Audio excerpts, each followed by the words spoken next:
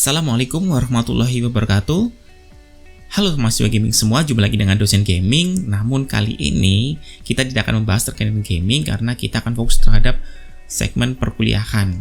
Karena dosen gaming tidak hanya membahas tentang gaming saja, tapi tentang karya ilmiah dan juga tentang pembelajaran mahasiswa. Oke, pada materi kali ini kita akan sama-sama berbagi ilmu, kita akan sama-sama belajar terkait dengan penulisan karya ilmiah. Dan desain PowerPoint yang saya tampilkan ini saya download di dipoppy.com. Nah, fokus kita pada pertemuan kali ini adalah terkait dengan pengertian dan juga jenis karya-karya ilmiah menurut pendapat para ahli.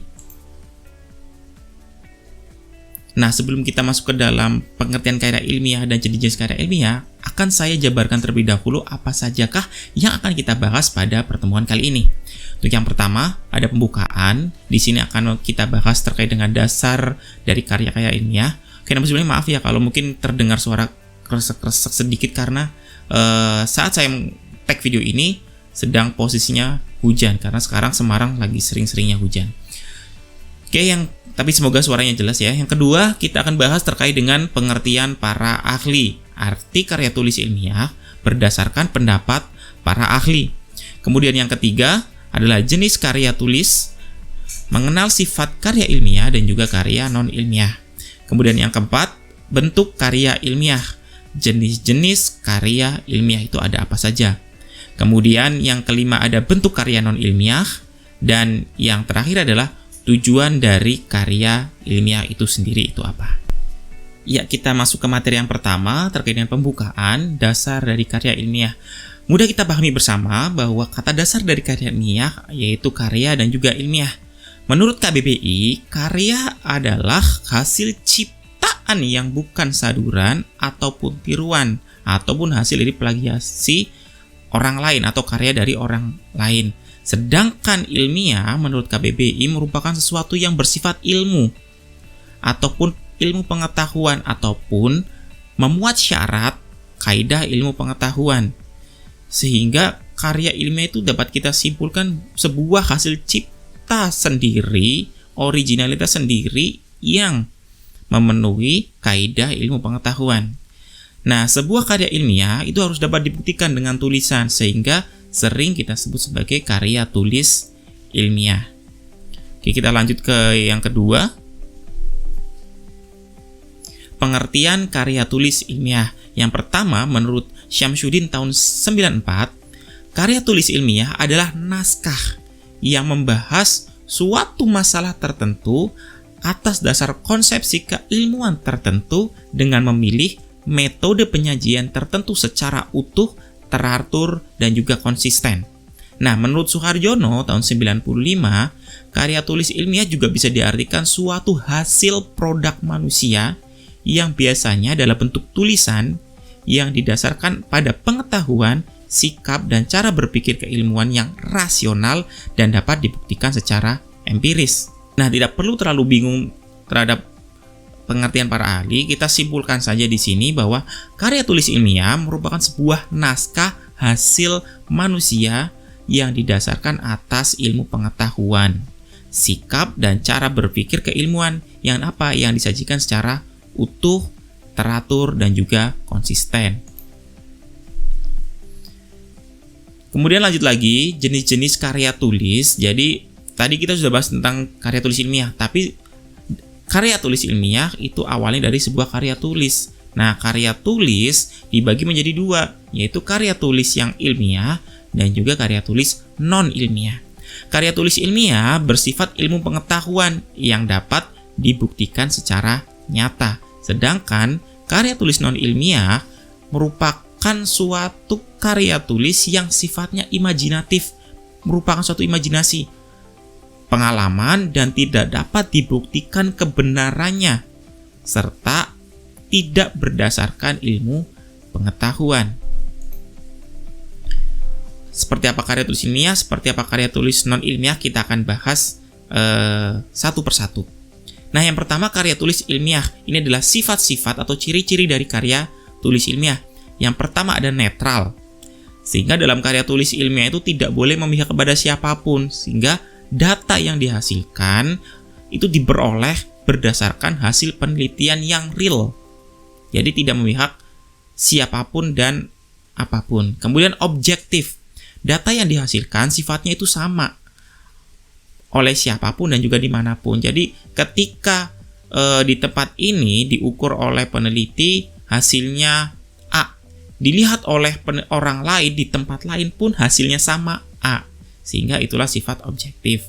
Kemudian sistematis. Sistematis artinya pengerjaan karya tulis ilmiah tersebut itu harus runtut dan juga urut karena bersifat sistematis satu persatu sehingga menghasilkan sebuah data yang real. Kemudian yang keempat adalah logis, dapat dinalar oleh akal sehat. Kemudian yang kelima adalah fakta, jadi data yang didapatkan di dalam karya tulis ilmiah itu adalah sebuah fakta, tidak dibuat-buat atau tidak dikarang. Nah, kemudian yang terakhir atau yang keenam, ciri dari karya tulis ilmiah adalah tidak berbelit-belit. Jadi bahasa di dalam karya tulis ilmiah itu tidak berbelit-belit, lugas apa adanya dan dipaparkan secara apa adanya. Itu tadi ciri dari atau sifat dari karya tulis ilmiah. Nah, sekarang sifat dari karya tulis non-ilmiah. Berarti otomatis ini ada kebalikan dari karya tulis ilmiah ya tadi ya sifatnya ya. Yang pertama adalah pengalaman pribadi. Tulisan berdasarkan atas pengalaman pribadi yang cenderung dikurang-kurangkan atau dilebih-lebihkan, sehingga tidak berupa fakta. Yang kedua, subjektif. Nah, subjektif adalah kebalikan dari objektif. Kalau tadi ilmiah objektif, sekarang non-ilmiah adalah subjektif. Keadaan di mana seseorang berpikirannya itu relatif, sehingga tolak ukur dari setiap orang dengan orang lain itu berbeda. Itulah yang dikatakan subjektif. Kemudian yang ketiga, tidak sistematis, tidak urut. Boleh campuran, boleh flashback, boleh langsung hasilnya dulu baru kemudian diuraikan dan lain sebagainya. Itulah dari karya tulis non-ilmiah. Kemudian ciri atau sifat yang keempat adalah non-logis atau imajinatif. Jadi di dalam karya tulis ilmiah itu sifatnya imajinatif, berupa imajinasi atau pemikiran dari si penciptanya. Nah, kemudian sifat yang kelima adalah bahasanya tidak formal. Kalau tadi pasti formal di karya tulis ilmiah, sedangkan di karya tulis non-ilmiah bahasanya tidak formal. Bahasanya digunakan adalah bahasa-bahasa yang sehari-hari digunakan. Karena apa? Agar memudahkan pembaca sehingga pembaca terbawa suasana yang ada di dalam karya non-ilmiah tersebut. Berbeda dengan karya tulis yang berupa ilmiah. Nah, yang terakhir adalah persuatif ataupun ajakan. Di dalam karya tulis non-ilmiah isinya berupa ajakan. Kalau tadi di karya ilmiah isinya harus lugas, kalau di non-ilmiah isinya adalah ajakan atau persuatif. Baik, kita lanjutkan kembali. Bentuk atau jenis dari karya ilmiah. Tadi sifat-sifatnya, sekarang bentuk-bentuknya. Contohnya ada makalah, ada artikel, buku. Nah, ini yang dituntut oleh para mahasiswa, baik mahasiswa S1, S2, ataupun S3, yaitu skripsi, tesis, dan juga disertasi. Baik, kita mulai dari makalah terlebih dahulu. Makalah merupakan salah satu bentuk karya tulis ilmiah yang isinya adalah membahas suatu topik permasalahan tertentu. Misalnya kalau dalam pendidikan jasmani mungkin sport entrepreneurship, dibuat makalah terkait dengan sport entrepreneurship di suatu daerah. Nah, jadi isi dari makalah tersebut ya topiknya hanya sport entrepreneurship di suatu daerah itu, tidak melebar ke topik-topik yang lain. Itu dari makalah. Nah, ciri dari makalah yang lain ada sebuah uraian yang nantinya ada kesimpulan di akhir. Kemudian kedua adalah contohnya ada artikel. Nah, artikel itu ada sebuah tulisan yang dimuat di dalam sebuah majalah ilmiah. Karena artikelnya artikel ilmiah, otomatis dimuatnya di dalam majalah ilmiah. Nah, isi di dalam artikel itu bisa berupa gagasan dari sang penciptanya ataupun hasil penelitian. Itulah dari artikel. Kemudian yang ketiga adalah buku. Buku adalah kumpulan kertas atau bahan lainnya yang dijilid menjadi suatu bentuk tulisan. Nah, yang terpenting di sini buku isinya itu adalah sebuah informasi yang isinya bisa dibuktikan, memberikan informasi yang informatif gitu. Contoh buku di sini adalah buku-buku pelajaran ataupun buku-buku pengaya. Buku-buku pengaya itu ada buku-buku tambahan untuk melengkapi buku mata pelajaran. Gitu. Kemudian yang terakhir ada skripsi, ada tesis ataupun disertasi dan juga disertasi. Jadi di S1 itu ada skripsi, di S2 ada tesis, di S3 ada disertasi. Nah, skripsi merupakan karya ilmiah hasil dari penelitian yang dibuat secara sistematis berdasarkan metode ilmiah yang dilakukan oleh mahasiswa, karena skripsi berarti mahasiswa S1 di bawah bimbingan dosen pembimbing. Nah, itu adalah bentuk-bentuk dari karya ilmiah. Sekarang bentuk ataupun jenis dari karya non-ilmiah. Ini contohnya ada 3, mungkin ada contoh yang lain, silakan nanti disebutkan di kolom komentar, silakan dijawab saja. 1, dongeng. Nah, dongeng adalah sebuah sastra lama yang menceritakan tentang sebuah kejadian berdasarkan khayalan penciptanya. Jadi dongeng itu belum tentu itu benar-benar ada karena merupakan suatu khayalan dari sang penciptanya. Kemudian kita contoh ya, dongeng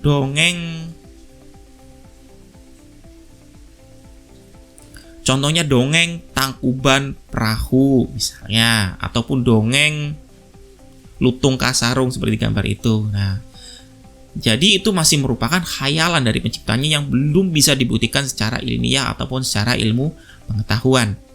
Kemudian yang kedua ada novel di sini. Novel adalah sebuah karangan prosa panjang dan yang mengandung unsur intrinsik ataupun unsur ekstrinsik. Nah, novel-novel ini adalah sebuah awalan dari film-film. Jadi kadang film juga diambil dari sebuah novel, karena di dalam novel ada sebuah cerita, ada sebuah konflik sehingga pembaca terbawa suasana. Nah, itulah novel. Jadi di sifat-sifat yang tadi disebutkan itu ada novel di situ. Kemudian yang terakhir di sini ada cerpen. Cerpen disebut dengan cerita pendek yang merupakan sebuah karangan yang berbentuk prosa, naratif dan juga fiktif. Nah, itu salah 3 dari bentuk karya non ilmiah. Ada sebenarnya yang lain, ada fabel, ada dan lain sebagainya gitu. Kita lanjutkan ke slide yang terakhir. Nah, apa sih tujuan dari karya tulis ilmiah itu khususnya untuk mahasiswa yang menempuh studi? Yang pertama adalah bisa membuka pemikiran mahasiswa untuk melatih mengungkapkan hasil pemikirannya sesuai dengan hasil pengamatan, penelitian yang disusun secara sistematis tentunya dalam bentuk tulisan. Kemudian sebagai sumber informatif, sebagai sumber informasi, karya ilmiah juga bertujuan sebagai sumber informasi yang bermanfaat untuk membacanya. Yang ketiga, melatih keterampilan. Karya tulis ilmiah dapat berfungsi untuk melatih keterampilan seseorang untuk melakukan penelitian secara ilmiah. Nah, yang terakhir dapat menciptakan pelajar yang kritis. Menciptakan seorang pelajar yang memiliki kemampuan dalam membuat sebuah karya tulis dalam bidang pengetahuan. Oke. Iya, cukup sampai di sini materi terkait dengan pengertian dan jenis-jenis karya ilmiah. Nah, silakan jika ada pertanyaan terkait dengan karya ilmiah, jika ada masukan terkait dengan penulisan karya ilmiah, ataupun saya dalam menyampaikan materi ada kesalahan, silakan dikomentar saja di kolom komentar untuk perbaikan saya ke depannya. Jangan lupa like dan juga sharing video ini ke teman-teman kalian, dan yang pastinya jangan lupa subscribe. Terima kasih. Assalamualaikum warahmatullahi wabarakatuh.